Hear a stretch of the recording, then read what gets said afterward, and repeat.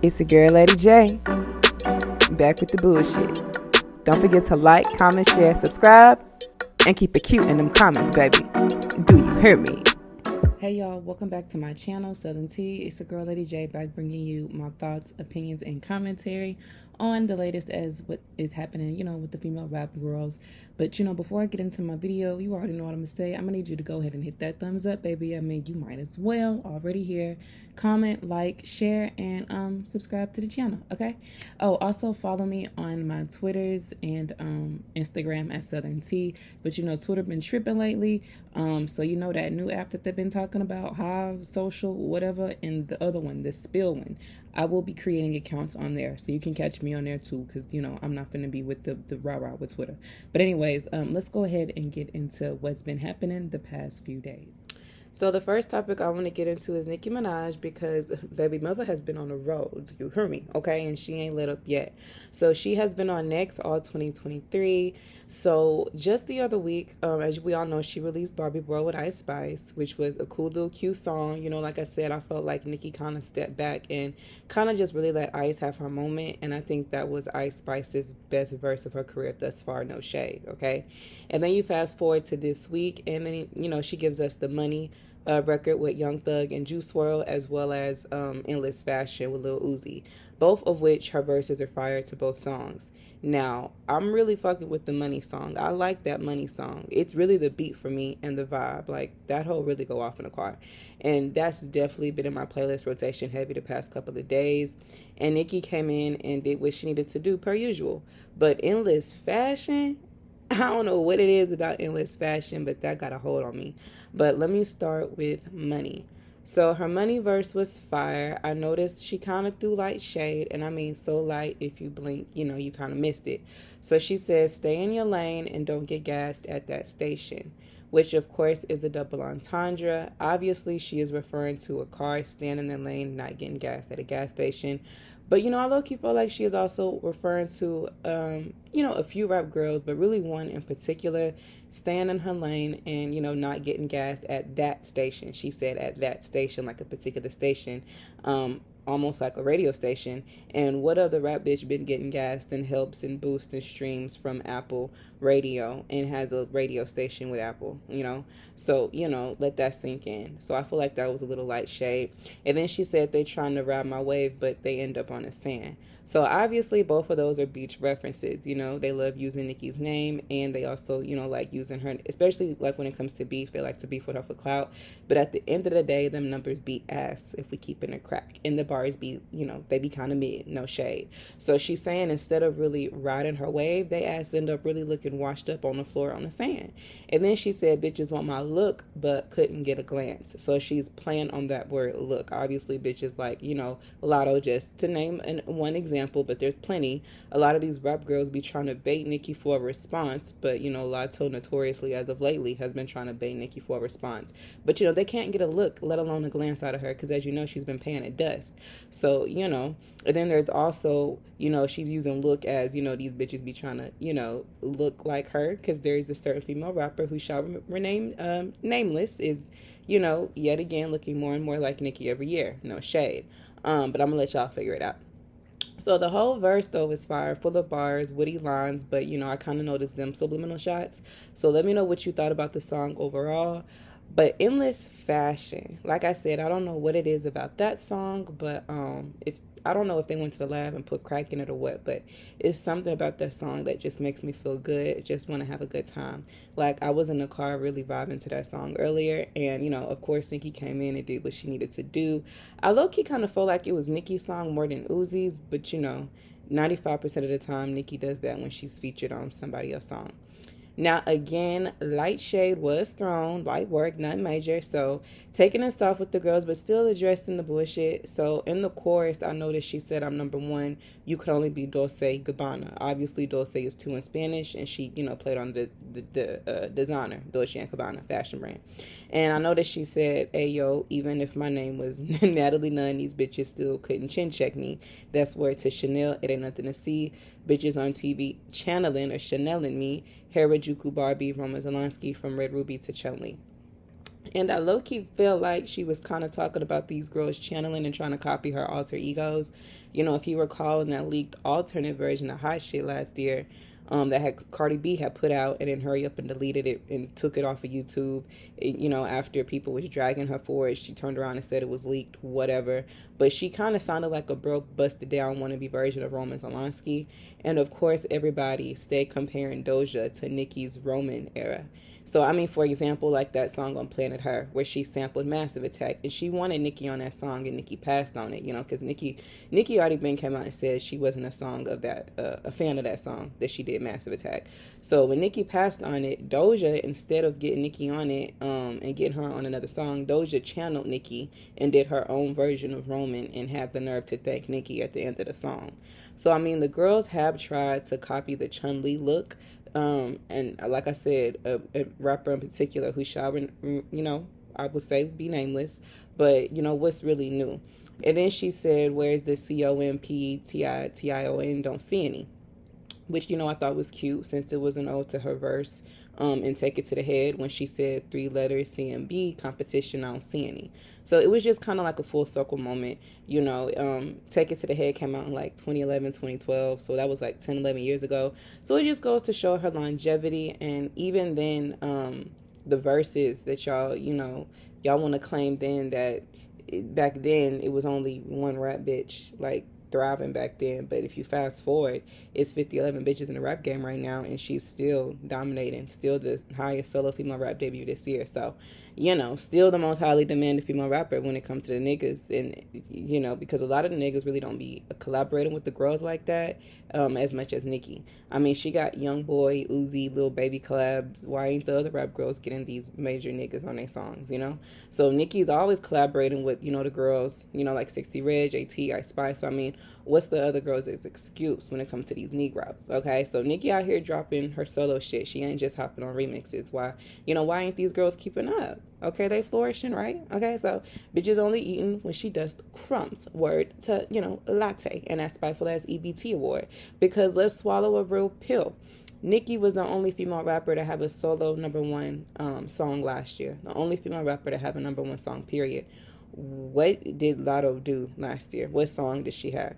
Even if they didn't want to give it to Nicki, Ice Spice and GloRilla had a much bigger year than Lotto. So honestly, all of this was to spite Nicki. What better, you know, who better to give it to than the bitch who was, you know, using her career, this whole rap beef with Nicki to, you know, lose her career these past 8 months. You know, who better to give it to? So just like the reason she got nominated for a Grammy is because, you know, she was going at it with Nicki on Twitter, and that was revealed by one of the people on the freaking voting committee. So it's pathetic to me, but, you know, that shit wasn't based on merit or talent, but instead on spite and hate, okay? And Latte up there doing the most like she really didn't get an award based on her one-sided beef with Nicki. So that shit wasn't nothing but a crumb. Like she said, eat it up, bitch. But y'all let me know how y'all was feeling about the record. Now, Nicki, speaking of Nicki in Full Circle Moments, she did announce that her album is being pushed back, which I told y'all when she first announced it, I didn't really think that was her album date for real. But she did announce she is pushing it back to November 17th, I believe, and the title will be called Pink Friday 2. Now, if you know Pink Friday was a big deal. It was a record breaker. It sold over 300,000 in the first week, and that was before the streaming era. Like, you literally had to buy music, okay? It spent 14 weeks straight in the top 10 on Billboard 200. It went platinum within like a month of being released, triple platinum in less than 6. So this is just one of the many reasons why Nicki is so iconic and why Pink Friday 2 is going to be super iconic and nostalgic. I was like, 13 when Pink Friday came out? So I was in 8th grade going into my freshman year of high school, and Pink Friday was literally the theme to my life back then. Like, that was the main album I was playing heavy, especially going into high school.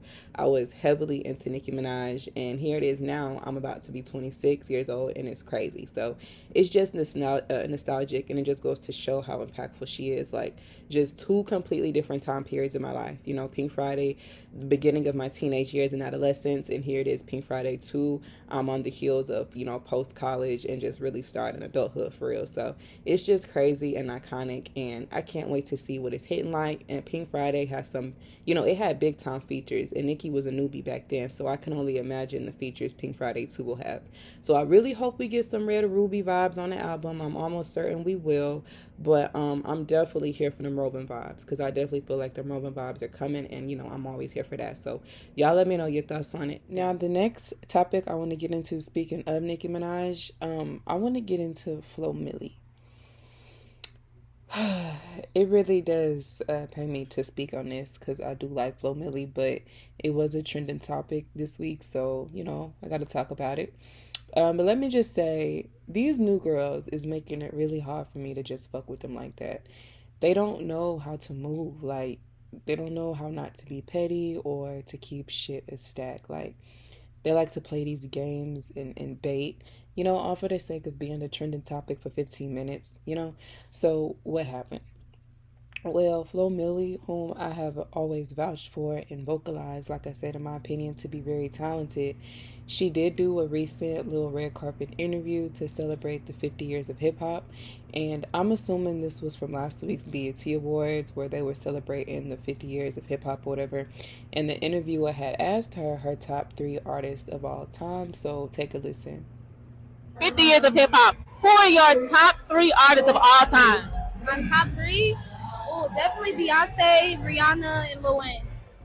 Now, let me know what you think. But here it is, you know, they're talking about hip-hop and celebrating the 50 years of hip-hop at the awards show, you know.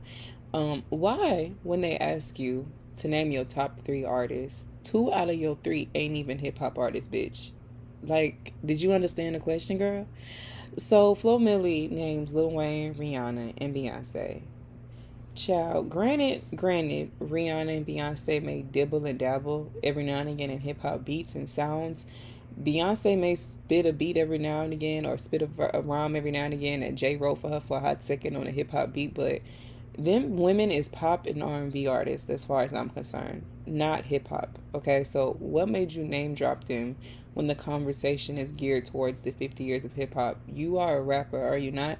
Why did you not name 3 rappers? Okay, and how do you mention Wayne and not at least one of his proteges come to mind? One protege in particular that you've been praising 2-3 years in a row, and literally just a year and a half ago claimed to be the reason why you started rapping to begin with. So y'all, let's rewind and take a listen to what happened back in 2021. Your own like different thing about you, and Nicki was just so like different. Like I can't even describe it. Like just the thing, she would always have like a shock factor. She always did something that made you be like, what the fuck? Like you're not expecting it, but at the same time you're expecting it from her. So I think that was dope, and she just looked fun. Like she was having fun doing it. So that's really what made me want to do it, because I love to have fun. So I was like, yeah, I got it. I was big on Nicki verses. I'm gonna be honest. Like her verses were the hardest to me. Like her features, like I think it was my favorite. Like I used to sit on the computer all day. Like after school, I'm on my mom's computer and I was looking up every verse, learning every verse. Like I knew I probably can still rap that shit to this day. Like it was Monster and Hello Good Morning was my favorite. That's what made me really fall in love with her. The one she had like the blue hair and she was like, I just came up and it looked like that is iconic as fuck to me. Like that was what put me like really like, that's what made me gravitate towards her. No, I have not met her, never talked to her or anything, but you know, I just have to keep it real with my inspiration. I would never lie about, you know, who I was inspired by, because at the end of the day, like it's all love on my end. Like I always tell, you know, who inspired me. So, Miss Millie, why the switch up, girl? Why is you being funny?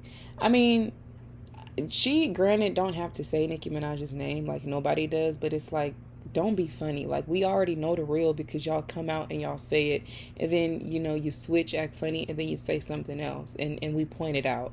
So, I mean, I know you cool with Latte and everything. You congratulated her on her little EBT or whatever, but goddamn, can you not keep it cute? Like, even if you didn't want to say Nicki, why didn't you just name 3 rappers, girl? Like, especially considering, you know, a lot of your animations and your lingo and your rapping style is obviously heavily Nicki influenced. You know, it's all in your sound and it's something you've admitted to yourself.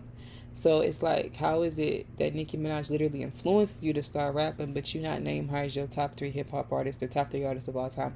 That don't seem a little bit odd to nobody else but me. Okay, especially considering, you know, you've name dropped Nicki multiple times as being your rap inspiration. Okay, that's like Chris Brown to name his top 3 artists of all time and he not include Michael Jackson when we all know the impact that man had on his career. So, you know, a lot of people, including myself, found it to be a little shady and a little bit of off-putting, above all else, just fake as hell.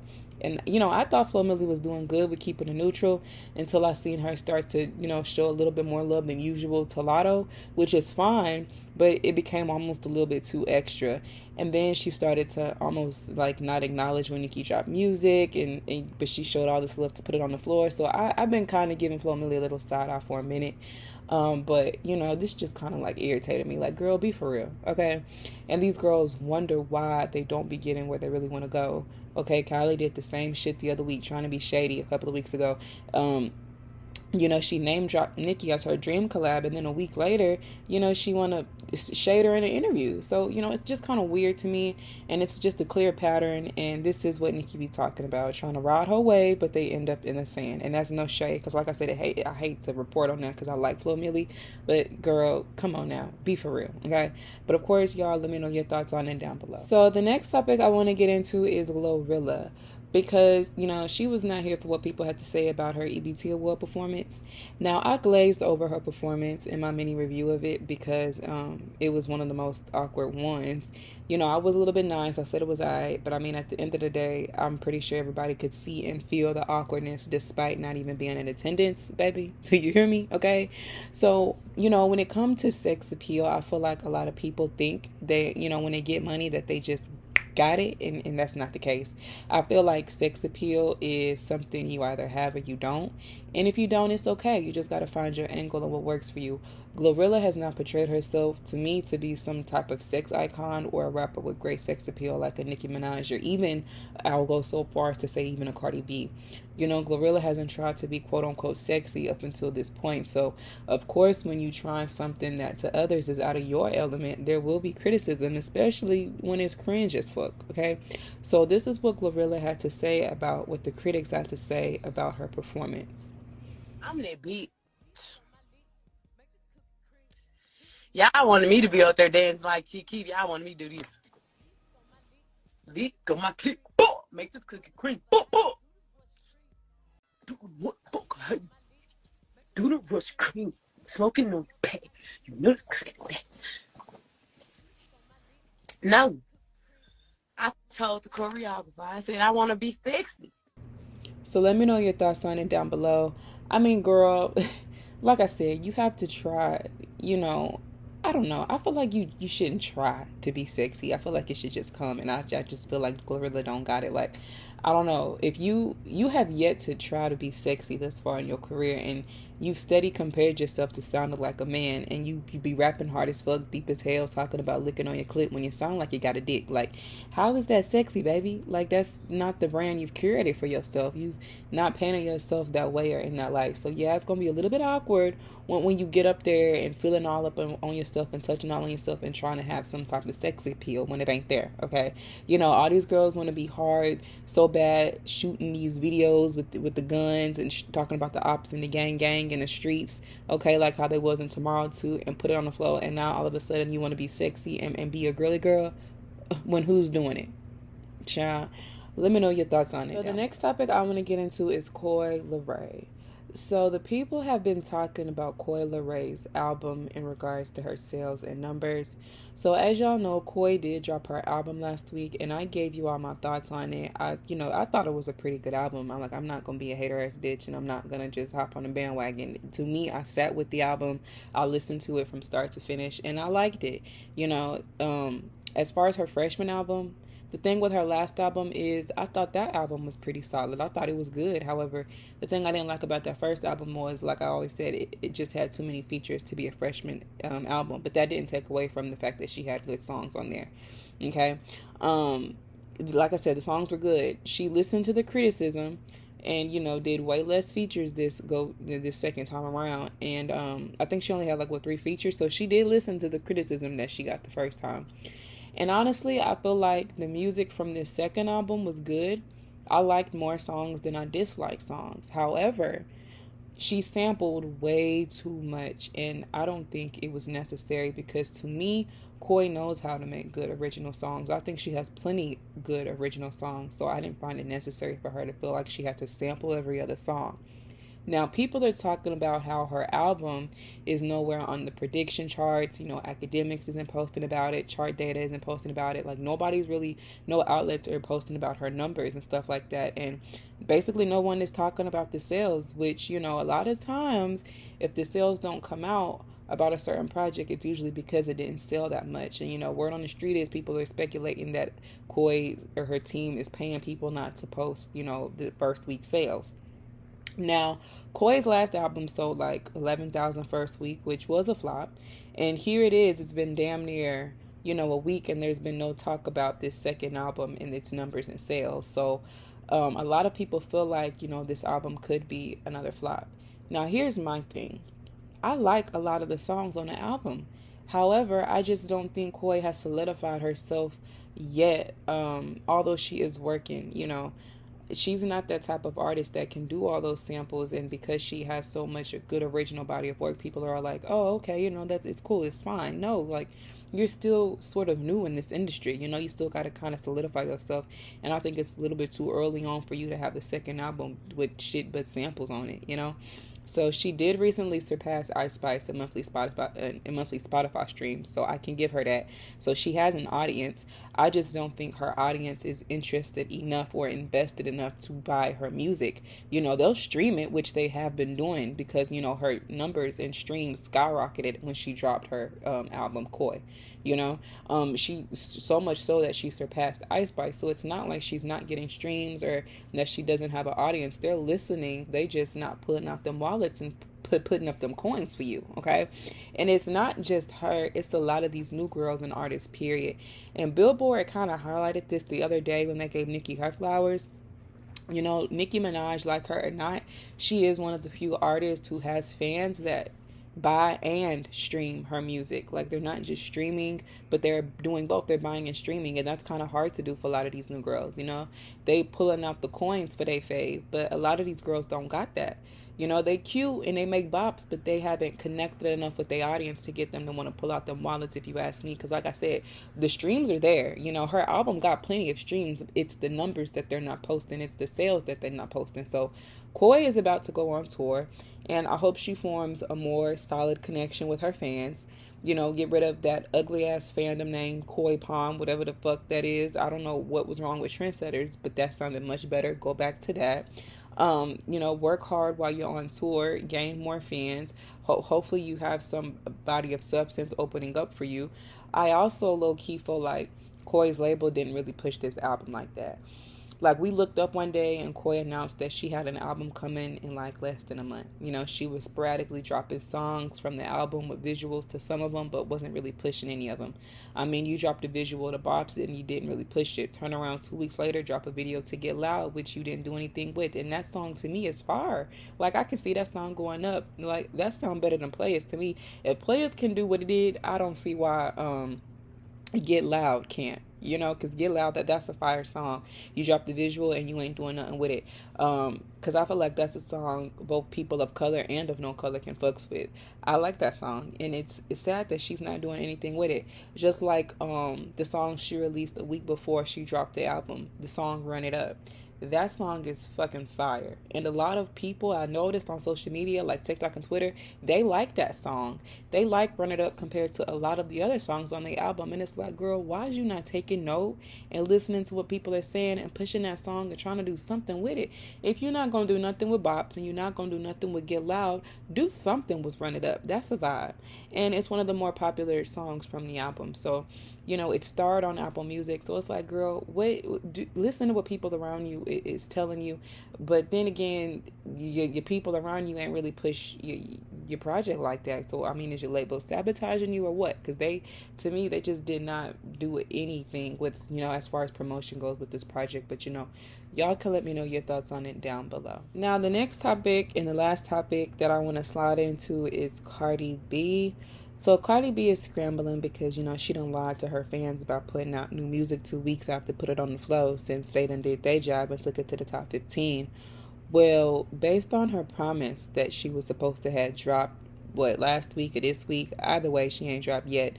Her fans been, on her ass on Twitter, bitch. So much so to the point where she tweeted, "I'm scared of y'all." And, then she had to go live to try to explain herself as to why she still ain't put out no music, but she out here working. So take a listen. When I told ya, I haven't fucking slept. I haven't slept literally in 24 hours. Like, I'm gonna let y'all know what I did. I'm gonna let y'all know what's been going on for the past 24, 27, 28 hours. I arrived in Chicago. I was invited by Bin Laden. I arrived in Chicago, right? As soon as I arrived in Chicago, I'm getting ready to do the music video. I do a music video with my girl Fendi and everything. I was there all day yesterday, all day. I finished the music video at 3 a.m. I washed my ass, the crevices of my puss. My bad, my kid is here, forget it. I washed the crevices of my... And then I go to the airport. My flight got delayed. There was just bad storm everywhere. I don't know what the fuck is going on, but something's going on. No, I kid you the fuck not, bro. I only slept on the airplane for 1.5 hours because people been texting and calling my phone since 8 in the morning. Like 8 in the morning. Like, I swear to God, it's like non-stop. And as soon as I land, I thought I was gonna get home and just start getting on call, like take a little sleepy. No. When I tell you that my schedule is so jammed up, packed up, like, let me tell you something. Before Wednesday, I practically took 2 days off. But those 2 days off, I wasn't really off. I was somewhere else. Because let me tell you something. I had to take some wisdom teeth off my bag. Take some fucking, what's that shit called? A root canal. So I was put to sleep already like 3 times in like the past 2 weeks, right? So this week on Tuesday, I got put to sleep. Wednesday, I was fucked up of that anesthesia and a lot of pain. Like, I just been going crazy. Like my mind is literally going insane. And then this week is just gonna get even crazier. Like, whoo!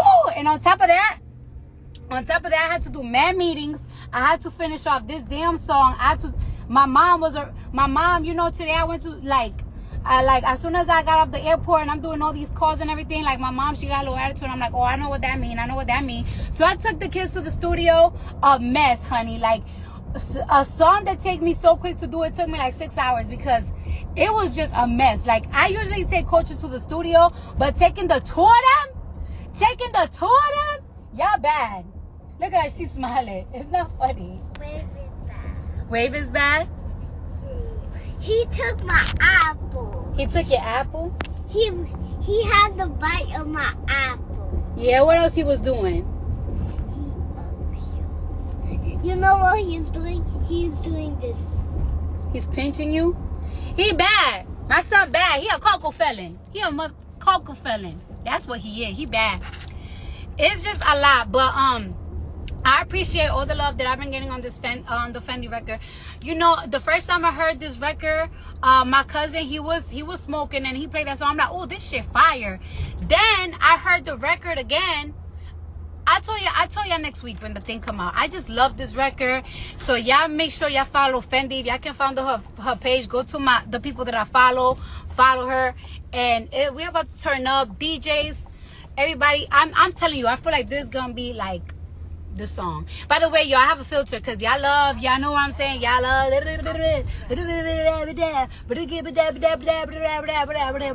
bitch is tired. All right.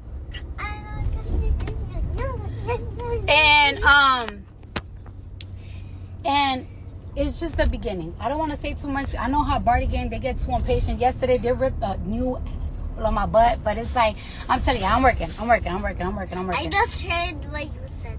What I said? A bad word. You say bad word.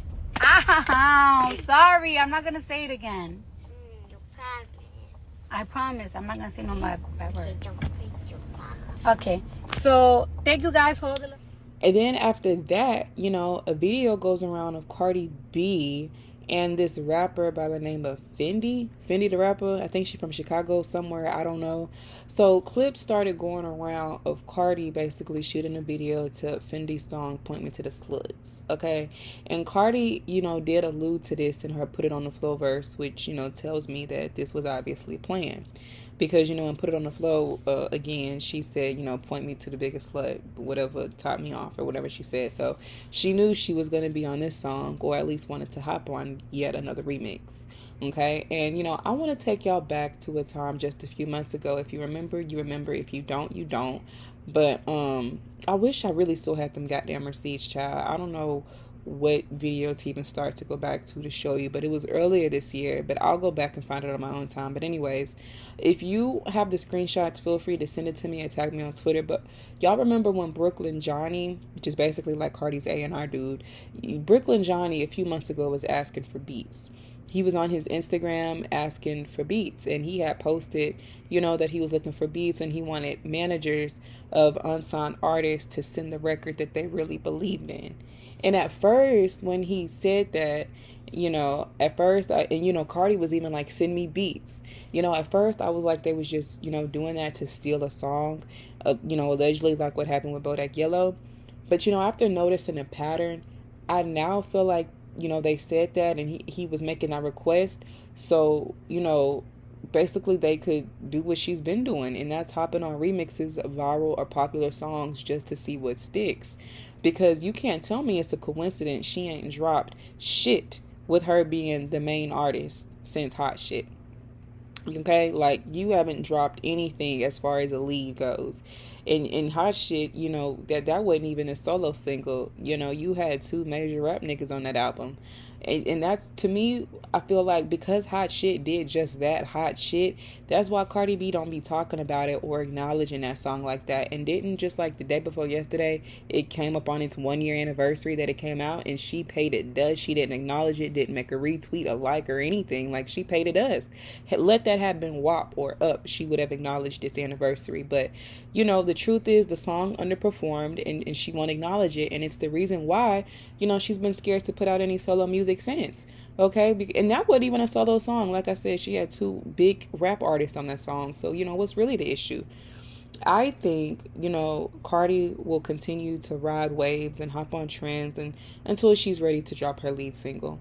And I think she's still experimenting because, baby, you always posting up you in the studio and don't nothing be coming from it. And, you know, I think, you know, she's using all this momentum as well to continue this narrative that she is for the girls, when in all reality, she needs them more than they need her, if I'm being honest. Because where's Put It on the Floor?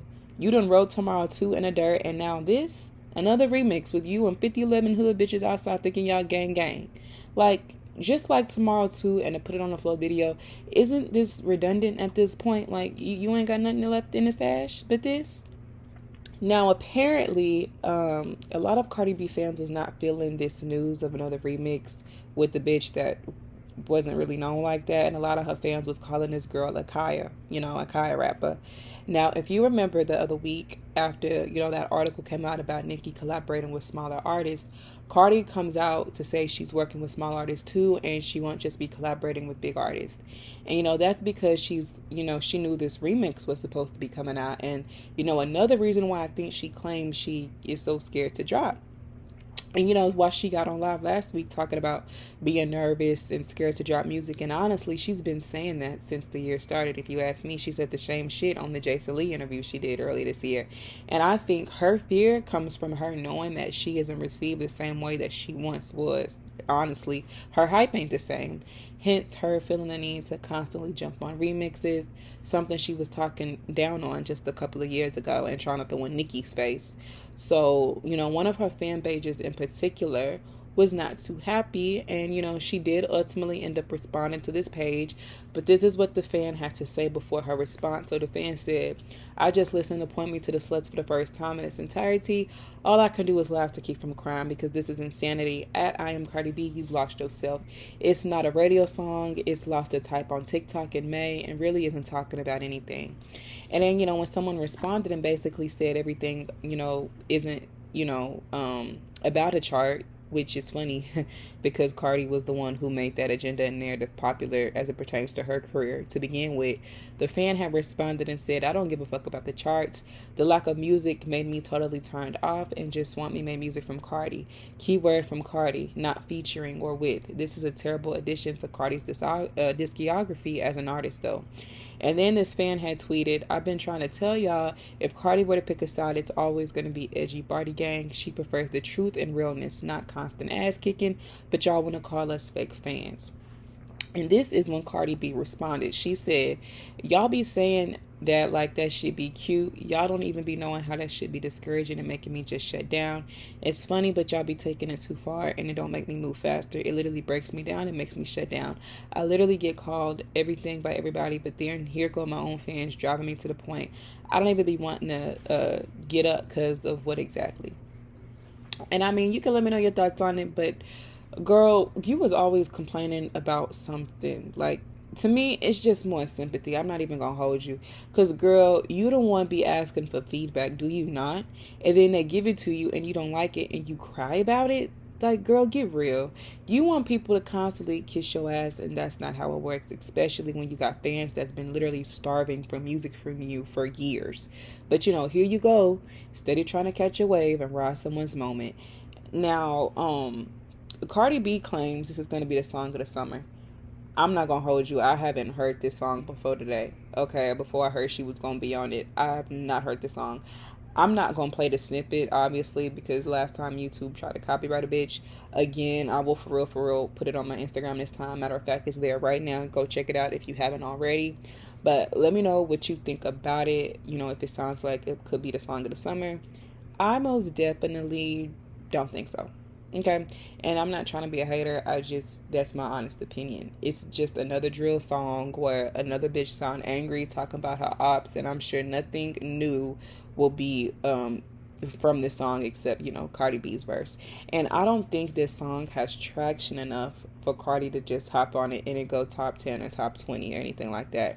And if you recall, about 2 weeks ago, Cardi said that what she had for her fans was probably something that they won't really expect, and it's going to be fun, almost as if to kind of downplay how this song is really going to perform. Because, I don't think it's going to be like this big song like she claims it is. But honestly, everything ain't about a chart. It's not. But when it comes to Cardi B, people push that chart narrative so heavy because, she's pushed it so heavy in her career. She cares about chart placement. She's even claimed once before her records live in the top 10. So, people are more harder on her records, because, she talks so much shit about her chart placements.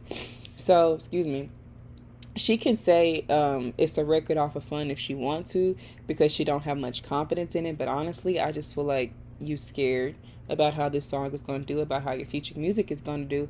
But you can claim it's the song of the summer, but I don't get how it's the song of the summer if you claim you're so scared, baby. Which is it? But take a listen to Cardi's sentiments about this song. Yeah. Y'all gotta support this song. I swear to God. This is gonna be the song of the summer. So let me know your thoughts on it below, and if you think this will be the song of the summer, and if that's the case, do you think that means Cardi will not be coming with any new solo music this summer? Child, let me know your thoughts below. Remember, like I said, if you haven't checked out this snippet of the song, you can feel free to go check it out on my Instagram. But y'all, let me know what you think about it down below. And yeah, so I'm sorry it was a little short video this week and wasn't really much going on, but per usual, I want you to hit that thumbs up, like, comment, share, subscribe. Go follow me on my Twitters at Southern T, on Instagram at Southern T. That's Southern T with 2 ways. Twitter been tripping lately, so heads up, I will be on the Hive Social, the Social Hive, whatever in the fuck. I'll be on that, and I'll be on the Spillage, whatever. I'm gonna get climated to it, but I'm gonna check it out. I'll see y'all in my next video.